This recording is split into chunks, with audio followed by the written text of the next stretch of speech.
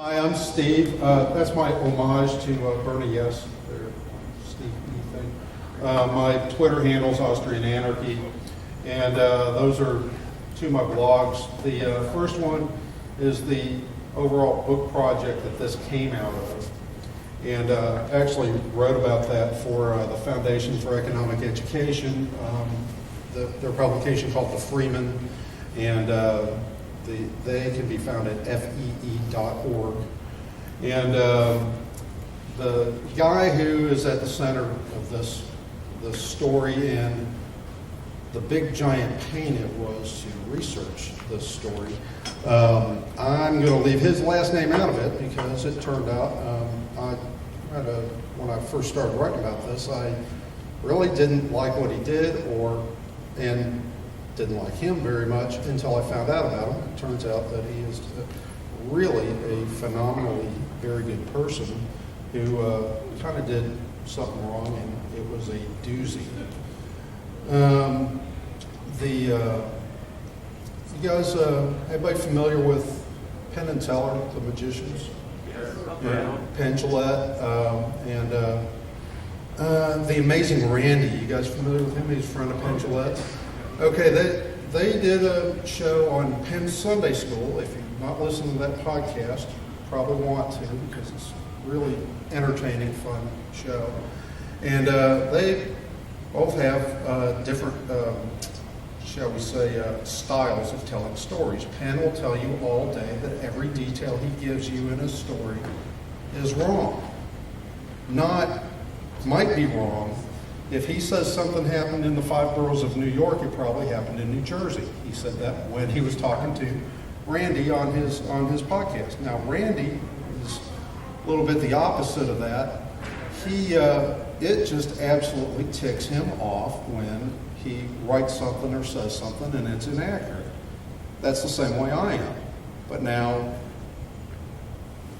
zillions of people tune in to watch Penn Jillette, and I would call his in editorial style, and Randy's would be more of a historian type style, and Randy is closer to what I come from, but I enjoyed watching both. Penn Sunday School, there's another guy that's essentially 2 jugglers and a funny guy, except they're all funny. And guy's name is Matt. I forgot his last name. Anyway, he's from New Jersey, and he's he has another podcast called The Ice Cream Social. I'm a big fan of that too. So if you have an opportunity to tweet this to those guys, that's their tweet, and say hi to them and listen to their podcast too. So also there's another guy on there. His name's Paul Mattingly. Anybody from Marion County, Kentucky? Anybody from Kentucky? Heard of the Ham Festival in Kentucky? A ham festival in Kentucky. They have a pig that they praise called Pegasus. If anybody remembers the Youth International Party, 1968, they nominated Pegasus for president. And it appears that those two are not related at all, which kind of goes into a little bit about researching anything. You run into a whole lot of stuff that appears to be the same thing, comes by the same name, and has absolutely no relation with each other at all. So, this top one is a mile away from the Knoxville FBI building. This mansion, the government right here, is the Knoxville, Tennessee FBI building. One of the guys that I'm going to talk about used to work at the previous building that was downtown Knoxville, much more modest building. This is the book I've been working on. I don't know, can you guys in the back see the face on there? I can't read it all. Well, it's hard to read, but it's because it's prototype cover. But I studied Chip Kidd on learning how to make book covers. I made that myself. down here is the blurb. When I started doing FOIA requests on this after I ran out of news articles to look at. And I was wanting to, because there was a lot of information in the news articles that looked like it was a little bit of speculation. And the thing about 1972, that's when this happened, 1972 news articles, the speculation in those was a whole lot less than what you see now. Now it seems like almost every news article, not every one of course, is more of an opinion piece rather than a straightforward who, what, where, when, how, all that jazz. But anyway, part of my research, I talked to the prosecutor who prosecuted the subject of this. Let's call the subject of this Ron. It's his real first name, and it's common enough. Talked to his prosecutor, Mark Zanites, and if you look him up, find out some interesting stuff on what he dealt with in the 1980s. He said, Mr. Esposito, if you keep writing like this, people will think you are some sort of fringe radical. Because in the Foundation for Economic Education article I wrote, turned out that this guy, while he was still a fugitive, was showing up in congressional testimony for funding for the FBI. And they kept bragging about how they indicted him in a week or within a couple of days after identifying him and all this jazz.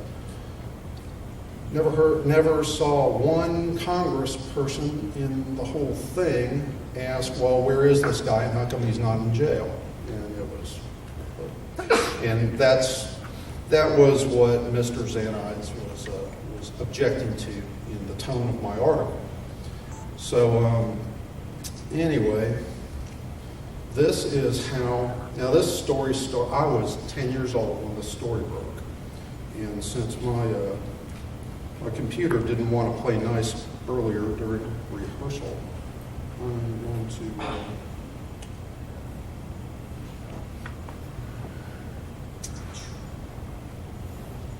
I'm going to play for you that from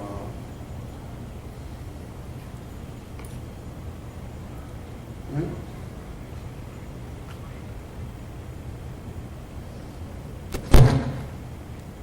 And try it that way.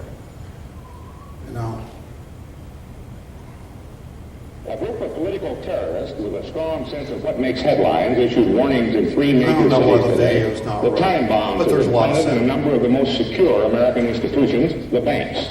The terrorists, in anonymous letters to news media, said they wanted to show how effective they could be in a campaign to free all political prisoners in the United States. Police, working from information contained in the letters, later found and disarmed bombs that had been placed in vaults in 8 banks in New York, Chicago, and San Francisco. Authorities in San Francisco disclosed that a bomb planted in another bank had exploded there last September but caused no injuries. The letters referred to long-range timers in the bombs, which supposedly were put in place 7 months ago.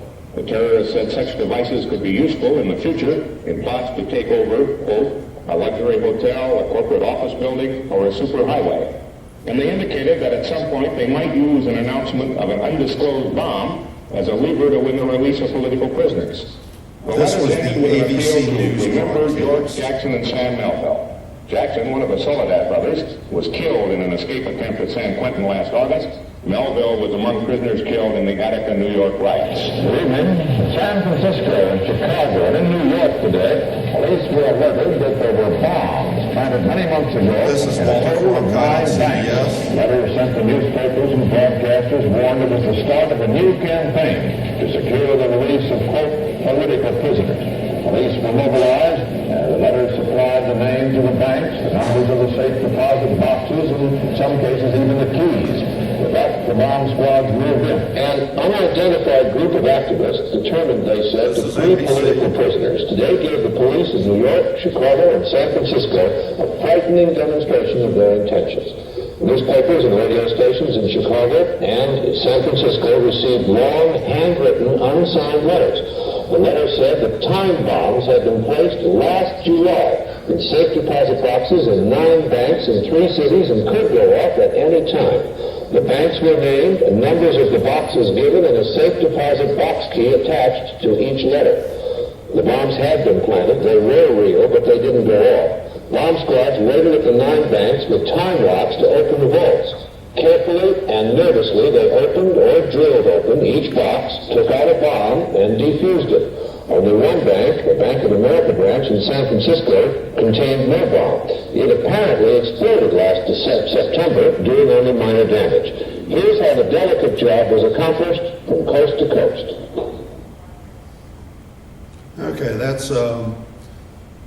was the beginning. This story opened the news on all 3 of the major networks, same day, which back then, these days, that might not be that big of a deal, but back then, it had to be a really big story for all 3 of the networks at the same time, at the top of the news to announce this. Now, these are the notes, the handwritten notes that these are the handwritten notes that they talked about. The top one is the Chicago Daily News. It was sent to Mike Royko, who was at that time either the biggest or second biggest syndicated columnist in the United States. And the bottom is the ABC, the same thing that appeared on ABC. And I wanted to get a look at those, and so that was part of what my FOIA request to the FBI was about this. Now, here's a couple of things about doing a FOIA request on something like this. They're going to be hesitant to give you anything if the subject of the event is alive. And it appears that they will use anybody connected with the event to say there's somebody still alive and just not give you anything. I asked for these notes. I asked for the list of the components. I asked for, they identified the guy in about a week. I asked for his copies of his wanted posters, and I asked for copies of any statements that the FBI had given because to the press, because there was numerous news articles referenced a news conference that the Director of Justice and the FBI Director J. Edgar Hoover had given to the press.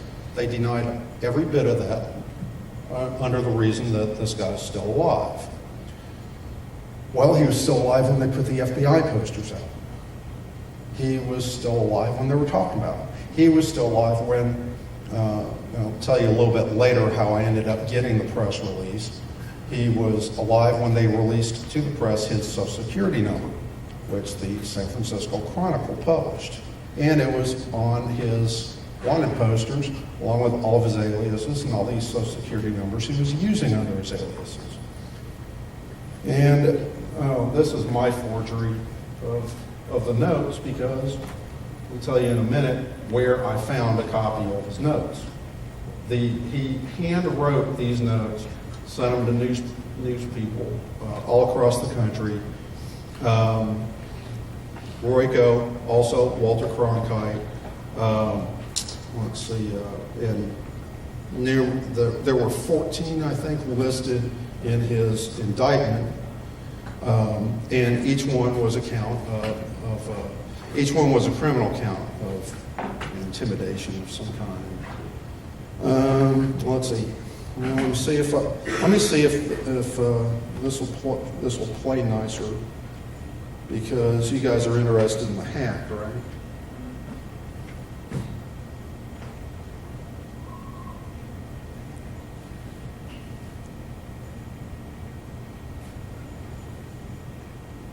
Come on.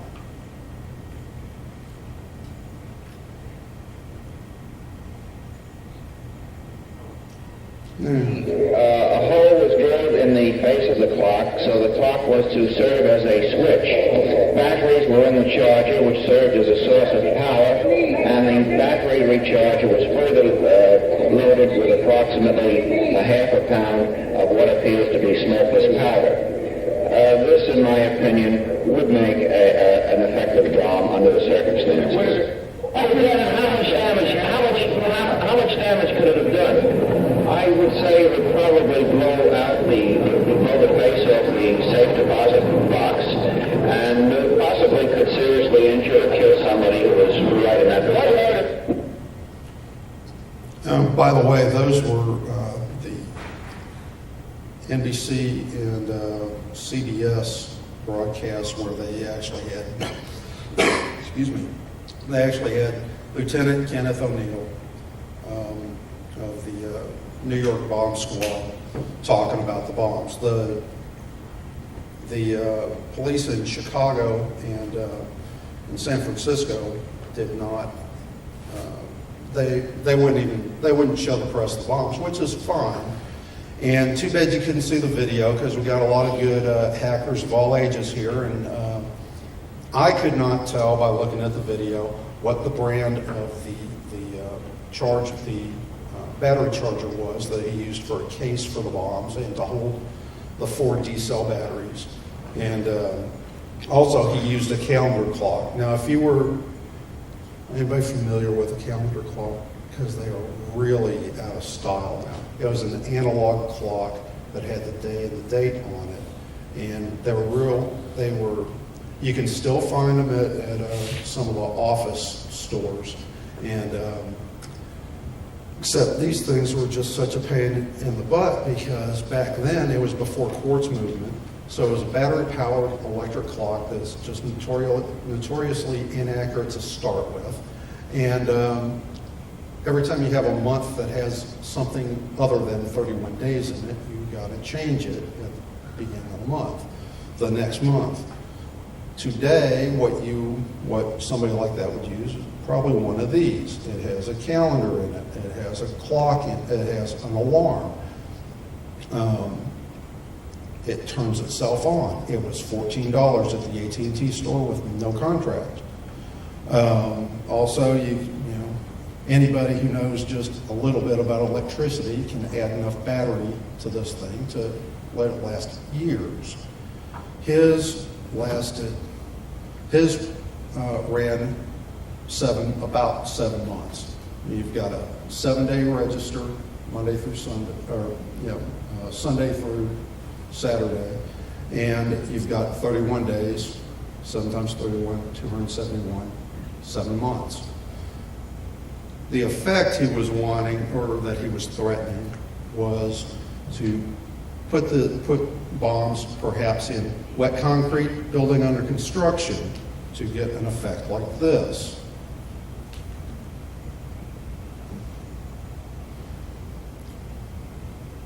Now this is from the very cool website implosionworld.com that shows how they implode buildings and such. And essentially what you want to do is get your munition into the middle of a concrete column. When you blow it, the concrete shatters. You're left with the rebar, and the rebar is not by itself, is not strong enough to hold up the building above it. He was going to use these bombs, or threaten to use these bombs, to hold buildings hostage, and he was telling the rest of the radical left that they should quit threatening to kidnap people or assassinate people or blow up buildings that had people in them, and do something like this to hold the building hostage and then get what they wanted, free political prisoners or whatever, and then reveal where the bomb actually was located. Because if you put that in on, say, the second floor of a building and then build some more building above it for 5 months, then if the thing goes off, you've pretty much ruined the whole building. You don't have to knock the whole thing down. But anyway, that was the concept that was in the notes. Let's see, I want more specifics, the components and such. And I know the FBI. Oh, by the way, if you caught it on the news articles, the first bomb went off in September of 1971, and he had placed the bombs in July of 1971 in 3 major cities, 3 banks each. That was when the investigation began. The investigation was combined FBI and Internal Revenue Service. Anybody want to take a guess at why the Internal Revenue Service is involved? Firearms Act of 1935. The IRS was the ones who enforced taxation of explosive devices, and nobody had paid taxes on these bombs. So that's how they were involved. The FBI was involved, and it's not exactly a stretch, but now my background, I've got a finance degree from the University of Tennessee. I studied banking and never worked in it. And it kind of surprised me when I was researching this. Safe deposit box is the only thing in a bank the federal government says they have nothing to do with. Your FDIC insurance does not cover anything in your safe deposit box. If your neighbor's box blows up your stuff, not covered by FDIC at all. No, it's only your deposits that are covered. But there's a little bit of banking law that if it's an FDIC insured institution, if you make a material lie to an employee of an FDIC institution, then that's a felony. Well, this guy ran all the boxes under an alias, last name Moore, M-O-H-R, and I guess the spy guys call what he did a live double, because the actual identity, the actual person whose identity he was using, the common term now is identity theft, was alive, living in California, and a few years younger than him. Something else that he tended to do on his false identifications was pick people who were 6 to 8 years younger than him, which was probably a good idea because he looked younger than he actually was. Anyway, so he had 13 counts at least in each city where he set his bombs. And so other places I had to look since I wasn't getting anywhere with FOIA requests was newspaper articles I mentioned. Ended up going off on a wild goose chase and got to talk with Mark Rudd, who wrote this book, on the ground with the SDS and the Weathermen. Larry Sloman, also known as Ratso, he wrote Steal This Dream about Abbie Hoffman. By the way, if you're researching anything from the 1960s and 70s, it crosses Abbie Hoffman. Abbie Hoffman's going to be in there. You might as well. I'll show you where you can get a lot of Abbie Hoffman information that hardly anybody seems to realize. And also, this cool guy, Paul Krasner, he was one of the Youth International Party. He was the guy who coined the term yippie, and Abbie Hoffman's wife, Anita, codified it into the Youth International Party. But they, and like a lot of their stuff, it was marketing. Abbie Hoffman was the first one who would tell you that they were doing a lot of theater. He called himself a Groucho Marxist. Actually, when I get to the vault, I don't show it on the slide, but his file is alphabetically right next to Adolf Hitler's. And I think if he were still alive and he saw that he would probably do an hour of shtick about it, like what's the difference between Abbie Hoffman's FBI file and Adolf Hitler's? Abbie's is bigger, which is true. Anyway, so I got a hold of the prosecutor who I quoted on the front of the book for now anyway, and he told me to look up this guy, Donald Sechleben. I am probably butchering the poor man's name, but anyway, might not think he's such a poor man when you see the next slide. I found him. He turned out he decided to be a big blabbermouth to the Associated Press about some kind of terrorist investigation.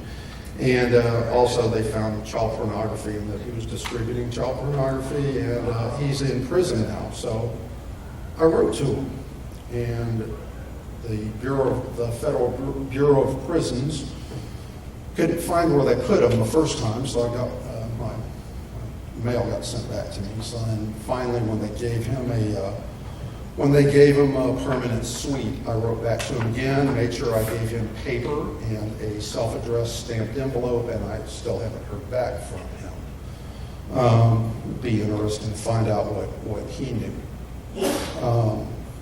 One of the things I was trying to find out was if that first bomb, actually this is an error I made in my article at the Freeman. I said, like everybody else who said anything about it, that bomb went off prematurely. Well, it didn't, and I'll show you how I found that out here a little later. Anyway, covered that earlier. It was turned down, and again, his Social Security number was in the San Francisco Chronicle.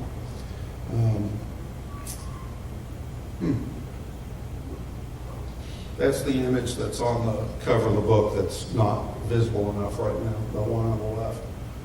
This is his wanted poster from 1972. I found it on eBay. If you're researching anything to do with banks and people who are messing with banks from this period, they're putting all their old wanted posters on eBay. And this was I think I got this from a savings and loan in Maryland or something. Anyway, that's the version that went to the banks. That's also the version that was on the set of Barney Miller behind Wojciechowicz's desk. I think it was the last 2 episodes of season 1 and one of the early episodes of season 2. So the FBI gave them a copy. They wouldn't give me a copy. Oh, by the way, Barney Miller, love that show. And on my YouTube channel, I got plenty of Barney Miller on there. Also, there's 2 episodes that the owners of the copyright to Barney Miller apparently think it's just perfectly cool and fine that I have them in full on my, or as full as I could get them on my blog or on my YouTube channel, because there's a copy. I just acknowledged that it was somebody else's material, and they said, "Groovy, okay, go ahead." At least that's what they told the YouTube people. There's another one I posted. This is the version that would be that. Actually, I saw this in the post office when I was a kid in Matson, Illinois. Okay, this guy never got arrested until 1986 for anything. What's that at the top of it? Fingerprint, full fingerprint set. Full professional fingerprint set. Now, it took the FBI a week to identify him, even though he left fingerprints all over everything. And Mike Royko, in his article, after they identified him, Mike Royko wrote about him in his column. And he seemed to think that, well, leave your fingerprints just everywhere, you're going to get caught in short order. If short order to you is 14 years, then that's fine. Excuse me. Those are from one of his enlistments in the Army in the late 1950s. After he graduated from high school, he enlisted in the Army for did 2 years of active duty. Afterwards, he got a passport, traveled to Europe, came back to the United States. Anybody want to venture a guess? I don't know if you got to look at the handwriting on the notes very well. Anybody want to venture a guess at the educational level of this guy? time he planted his bombs.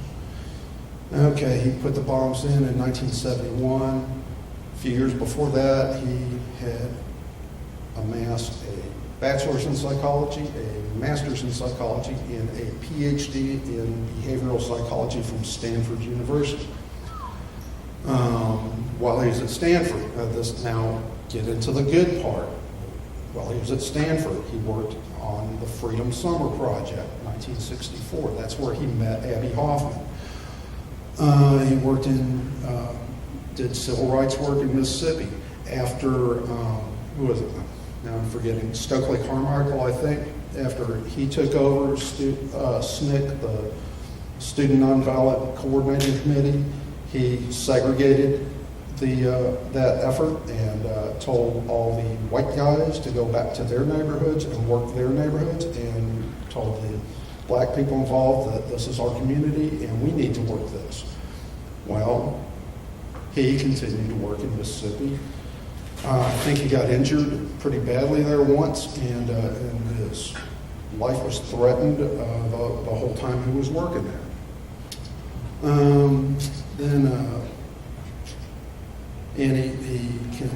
That was his general direction. He was a civil rights guy. That was his main line. And if you noticed what they said is, he mentioned in his notes, he mentioned remember Sam Jackson? No, I'm sorry. Sam Melville, and the other guy was Jackson. Jackson was one of the Soledad brothers, civil rights guy. The other guy, Melville, his real last name's Grossman, he was a bomber who, depending on what time period you look at him, he was either in the Weathermen or he wasn't. In 1976, when the Weathermen started telling everybody that they never hurt anybody except their own people, any event that hurt anybody was all of a sudden out of their list of actions. Back then, the Weathermen had done bombings to avenge Melville. To avenge his death, he got killed in the Attica riot in New York. Anyway, now that guy had started off as a protesting. He was an architect for Bank of America. When the Bank of America was going to open a bank in South Africa, he objected to working on that project, and he got pissed off and started bombing stuff like Bank of America buildings. Bank of America building, San Francisco, was where this guy's bomb went off, the only one that went off. Every article for a year about this guy linked him to the Weatherman. Well, he wasn't a Weatherman guy at all. And I would have been able to find that out a little bit faster if the FBI would have coughed up some documentation, but they didn't, so I had to find it out through other means, like talking to Mark Rudd and another guy named Matt Steen. Matt Steen was in the Weatherman too. He was the first little Weatherman to come out from underground. Did an interview with CBS with Dan Rather on 60 Minutes in October 1977. And guess which episode of 60 Minutes from October 1977 CBS can't find? That one. At least the last time I asked them. So hopefully if this gets around, that'll change. Anyway, that was a wild goose chase. This was the FBI Gazette. The Law Enforcement Gazette, I think. Law Enforcement Bulletin. There he is at the top. This is the one that caught him. Not his fingerprints. It was a police officer in Los Angeles who the police officer's wife was friends with this guy's wife, with Ron's wife, Dr. Ron. And he recognized him and called the FBI and said, hey, I think I know that guy, when he saw this picture. Then the FBI went down to, by that time, the couple had moved to San Francisco, The wife had no idea his real name or his background or any of that stuff. And that's where he was arrested. Tried to get his arrest file from the San Francisco Police Department. Didn't get even a response from them. So, and that was also trying to do it on FOIA. Okay, now earlier, this video actually worked in here. Like I mentioned a few times. Okay, that guy right there, that's Paul Krasner. That guy right there, Abby Hoffman. The guy with the hat, with the hard hat, that's Dr. Ron. This is some footage from ABC after he was indicted, and they had footage of him at this is the 1968 Festival of Life that the Yippies did in Chicago, in the shadow of the Democratic National Convention. And he was, and this is at the Conspiracy 7 trial at the office, the defense office for them. He, like I said, he was one of Abby Hoffman's friends, and he was Abby Hoffman's guard during the 1968 convention. And did I mention earlier that I'd been to a couple of the Hopes and SummerCon? I did physical security with mostly with Hope 4 and then a little bit with Hope 5. Whichever one was at, I was one of his security detail guys, and also I was all of Kevin Mitnick's security. That was one guy, just me. But anyway, he's a cool guy, and but Woz got stuck in an elevator with Woz. I'm surprised that the elevator hacker guys who go to different conventions don't mention Woz getting stuck in an elevator on his way to the keynote speech at Hope 5. But anyway, yeah, it was me, Cheshire Catalyst, and Cush, and a couple other people. Anyway, we got out of the elevator. He got to do his thing on time. So anyway, mentioned the vault. This is where there's just loads of information that if you're getting denied FOIA requests, it might actually be in here. And I found plenty of stuff in here. Excuse me. If you're looking for information on somebody, find, kind of, not, I don't know a cool way to say this, but find somebody who is dead and famous that they knew and look at their file, and the person you're looking for might be in there.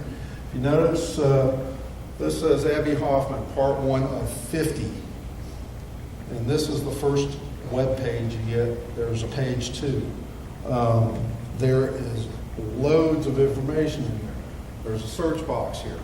When you search it, that's fine. It'll narrow it down to any of those files that your search term is located in. And then once you get down there, when you open one of the files, you got to start your search all over again to find the page where it is. And that tripped me up a little bit.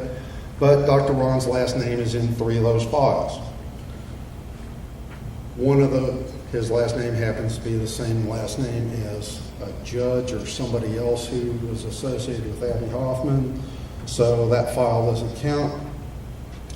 His name and his FBI file number are on the manifest for an airplane flight from New York to Chicago for the trial. Getting close on time now.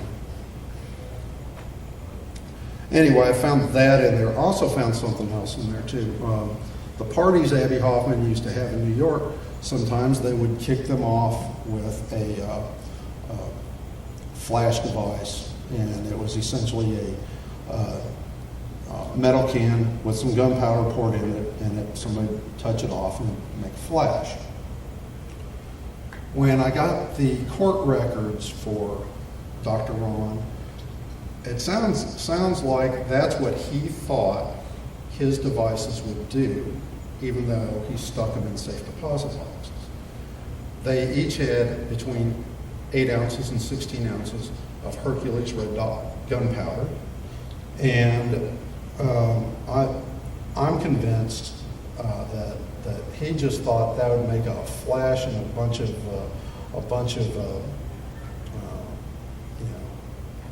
bunch of smell and all that, and not create the explosion that he actually created. Also, he set the one that went off to happen on Labor Day weekend, in the middle of the weekend, when there shouldn't be anybody involved.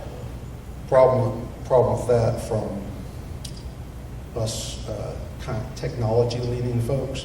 If you've got clocks that are that crappy, it might not be going off exactly the time that you think they're going to go off. Something else about those bombs, though.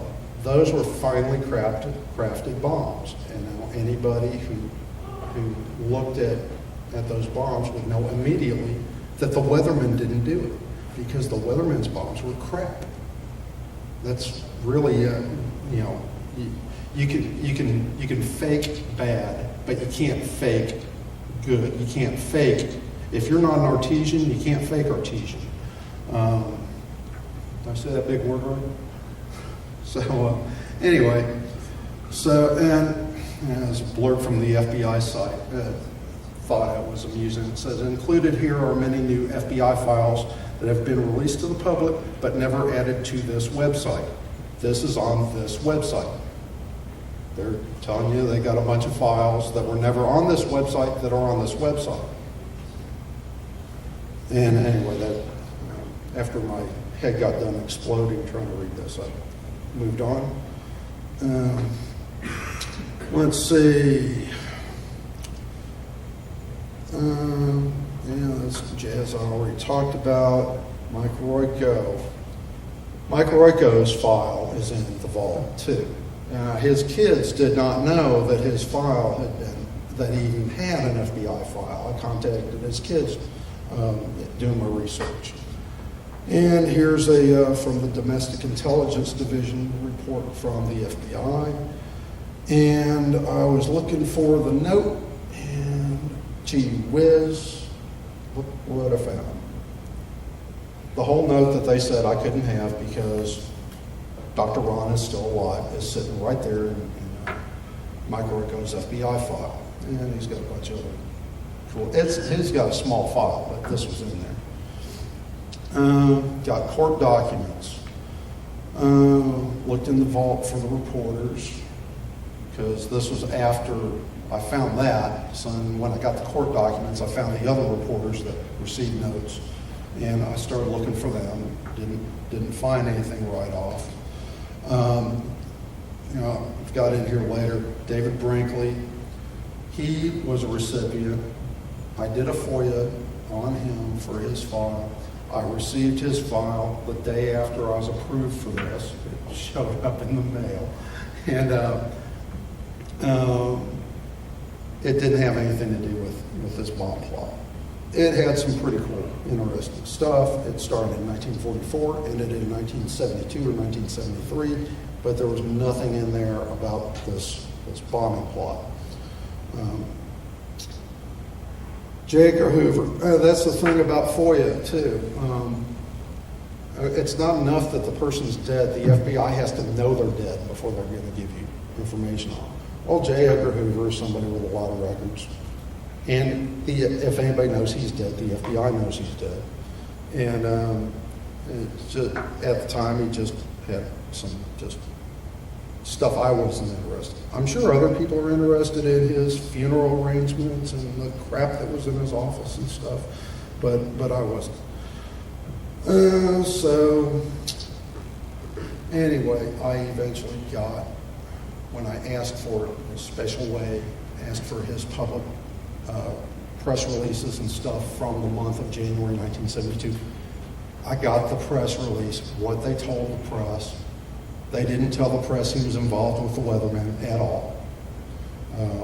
That was, and later I found another thing that he wrote. He died later on in 1972. And then later on I found an article he wrote that has Dr. Ron as a lone wolf, and if anybody knows if he had any connections to anybody else, it'd be J. Edgar Hoover when he's writing a paper for a law journal. Not that you can believe everything that J. Edgar Hoover ever said or believed, but you know, he would have been in a different category if he was connected with another organization. Let's see, Walter Cronkite, you heard him on there. He died in I forgot what year he died, but his file went into the vault 2011 or so. And one of the things I was looking for was bomb components, and you notice, now this isn't, they didn't make a mistake and fail to redact his file. There's redactions all over the place. And I did try to look at it as just text, and they really redacted it. They didn't leave junk there. So this page was the page I've been looking for months. Each explosive device contained at above bank consisted of a Bradley cordless electric repeat alarm calendar clock made in Japan, model 202. 4 holes drilled through the crystal over day and date. Wired to a Mallory Duracell battery charger equipped with 4 size D Duracell batteries. Bottom of charger was removed and interior wiring had been rewired to the batteries as power source.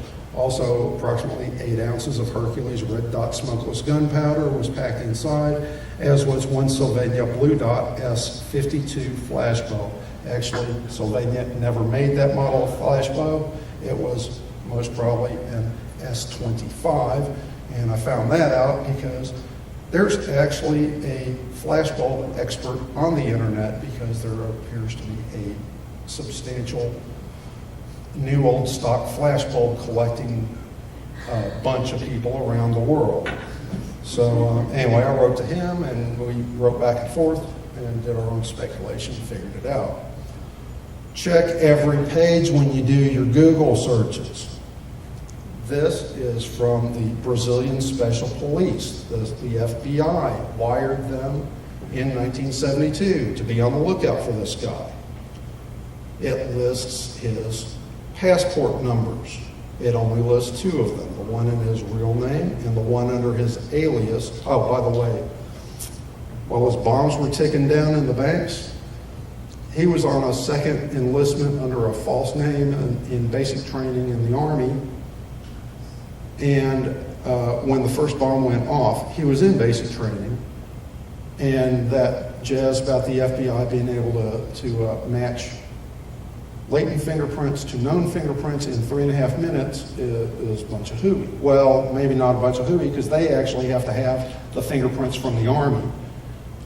The Army didn't give anybody his fingerprints until they declared him AWOL in December of 1971.